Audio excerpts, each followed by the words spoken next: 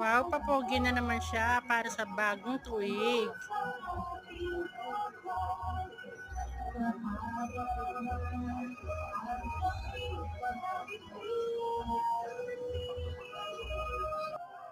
Okay lang ang buhok mo, Hanikoy?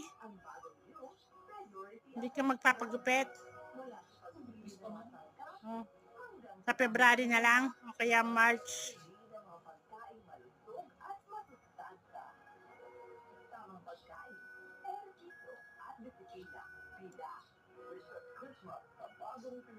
Tignan ko nga.